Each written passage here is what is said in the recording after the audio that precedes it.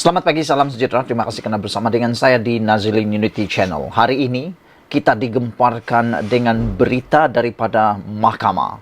Hari ini disahkan, saudara-saudara, Najib dan Arul Kanda dibebaskan. Wah, ini betul-betul mengejutkan kita semua. Sebelum kita teruskan ulasan pada kali ini, jangan lupa tinggalkan dulu komen Anda dan share video ini serta tekan butang subscribe untuk membantu saya mengembangkan channel ini. Saudara-saudara sekalian, sudah lama kita tidak membuat konten tentang Najib Tun Razak kerana agak boring juga kadang-kadang. Tetapi hari ini disahkan secara rasminya Najib dibebaskan bersama Arul Kanda untuk kes pindah laporan audit 1MDB.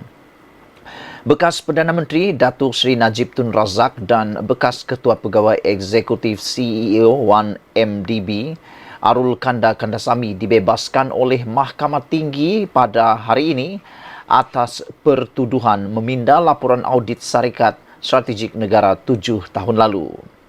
Hakim Muhammad Zaini Mazlan yang kini Hakim Rayuan di Putrajaya memutuskan perkara itu selepas mendapati pihak pendakwaan gagal membuktikan kes prima facie terhadap kedua-dua tertuduh.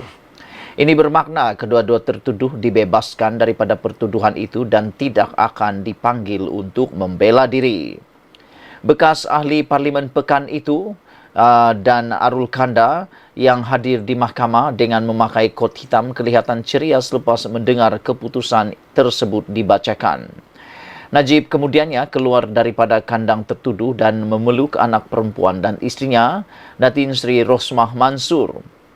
Najib, 70 tahun, didakwa menggunakan kedudukannya untuk mengarahkan pindaan dilakukan terhadap laporan akhir audit 1MDB sebelum dibentangkan kepada jawatan kuasa kira-kira wang awam negara PAC untuk mengelakkan sebarang tindakan diambil terhadapnya.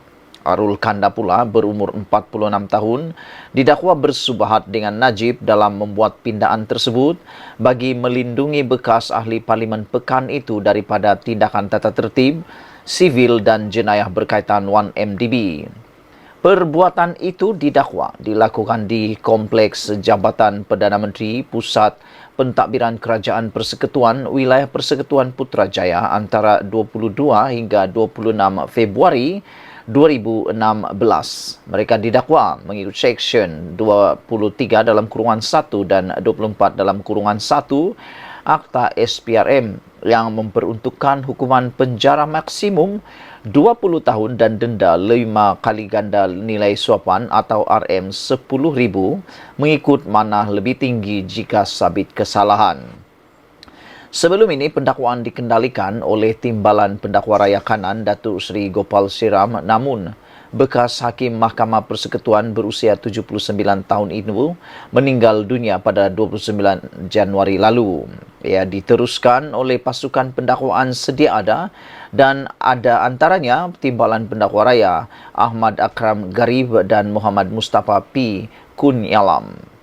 Pihak pendakwaan pula oleh Peguam Tan Sri Muhammad Safi Abdullah. Pembelaan pula adalah Peguam Tan Sri Muhammad Safi Abdullah bagi pihak Najib, sementara Datuk N. Sivanantan untuk Arul Kanda. Najib masih berdepan 3 lagi kes mahkamah termasuk penyelewengan RM2.3 bilion dana 1MDB yang kini di peringkat perbicaraan dengan pendakwaan telah memanggil seramai 44 saksi. 2 lagi kes ialah pecah amanah jenayah berjumlah RM6.6 bilion ringgit berhubung pembayaran kepada International Petroleum Investment Company IPIC dan pengubahan wang haram membabitkan dana SRC International sebanyak RM27 juta yang masing-masing masih di peringkat pengurusan kes. Najib sedang menjalani hukuman penjara 12 tahun di penjara Kajang selepas gagal dalam rayuan terakhirnya di Mahkamah Persekutuan untuk mengenepikan sabitan, hukuman dan denda berhubung kes menyeleweng dana SRC International Senin Berhad berjumlah RM42 juta. Saudara-saudara sekalian, bagi mereka yang meminati Najib dan mungkin pentaksub kepada Najib, pastinya ini berita yang paling menggembirakan bagi Anda semua. Namun bagi kita sebagai pemerhati politik, ini satu kejutan yang besar apabila Najib akhirnya dibebaskan bersama Arul Kanda untuk pindaan laporan audit 1MDB. Ikuti terus ulasan selepas ini. Selamat pagi. Kemarin disahkan melalui laporan media bahwa Mukriz telah pun mengesahkan serah surat mahu menyertai Parti Perikatan atau Gabungan Perikatan Nasional. Namun demikian, tidak sampai 2 jam selepas itu, Mukriz dan pejuang menerima bala yang paling besar. Apakah balanya? Selain daripada Mahathir Mohamad telah disahkan menyertai Parti Putra, ada desas-desus yang mengatakan mungkinkah Mahathir akan menjadi presiden kepada Parti Putra. Namun yang lebih mengejutkan kita ialah tidak sampai pun 2 jam selepas Mukriz mengesahkan telah menyerahkan surat rasmi untuk memohon menyertai Perikatan Nasional, hari ini kita dikejutkan dengan satu berita yang menggemparkan. Apabila bekas Ketua Pemuda Pejuang telah pun keluar parti sebagai tanda bantah pejuang sertai Perikatan Nasional. Ini satu petanda yang buruk kepada pejuang apabila tindakan menyertai Perikatan Nasional dimulai dengan tindakan keluar parti oleh bekas Ketua Pemuda mereka sendiri. Ini yang saya kata tadi, baru 2 jam umum nak sertai Perikatan Nasional sudah mengalami bala ataupun malapetaka besar kepada pejuang. Bayangkan kalau bekas Ketua Pemuda pun tak setuju pejuang menyertai Perikatan Nasional, apakan pula dengan akar umbinya. Tanda bantah pejuang sertai Perikatan Nasional bekas Ketua Pemuda Parti Pejuang tersebut secara sah umum keluar parti. Bekas Ketua Pemuda Pejuang Abu Hafiz Saleh Hudin umum keluar parti itu secara serta-merta. Abu Hafiz berkata tindakan itu susulan pejuang memohon menyertai Perikatan Nasional PN serta seperti diumumkan Presiden Mukriz Mahathir. Katanya keputusan itu berbeza dengan pendirian pribadi dan akademiknya yang melawan ekstremisme, menyalahgunakan sentimen Melayu Islam dan juga individu yang cuba memusuhi segala unsur Melayu Islam.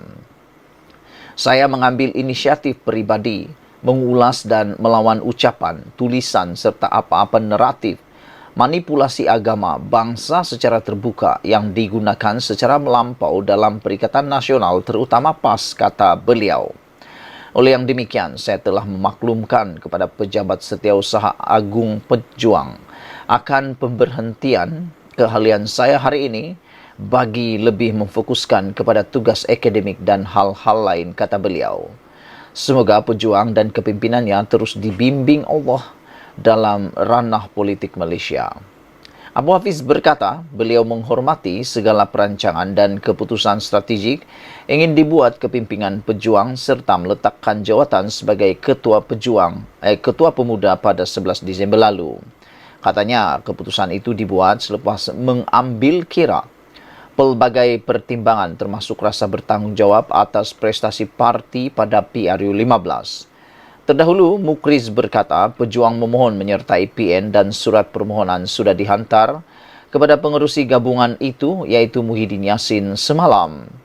Keputusan untuk permohonan ini telah disepakati oleh Majlis Eksekutif Pusat Pejuang 2 hari lepas setelah penelitian dan penilaian khusus semua opsi-opsi gabungan atau kerjasama politik yang ada, katanya lagi. Saya mengambil inisiatif pribadi mengulas dan melawan ucapan, tulisan serta apa-apa naratif manipulasi agama bangsa secara terbuka yang digunakan secara melampau dalam Perikatan Nasional terutama PAS, tulis beliau. Oleh yang demikian, saya telah memaklumkan kepada Pejabat Setiausaha Agung Pejuang akan pemberhentian keahlian saya bernombor 000009 pada hari ini bagi lebih memfokuskan kepada tugasan akademik dan hal-hal lain, kata beliau. Wow, Saya suka dengan nombor keahlian beliau ini. Rupa-rupanya orang yang keluar Parti Pejuang ini adalah orang, mungkin dengan nombor keahlian ini kita boleh ramal beliau adalah orang yang ke-9 menjadi ahli dalam Parti Pejuang. Saudara-saudara, sebelum kita berpisah, apa pendapat kamu? Adakah Parti Pejuang awal-awal sudah diterima mendapat berita baik ataupun tepat mendapat bala yang besar? Ikuti terus ulasan selepas ini.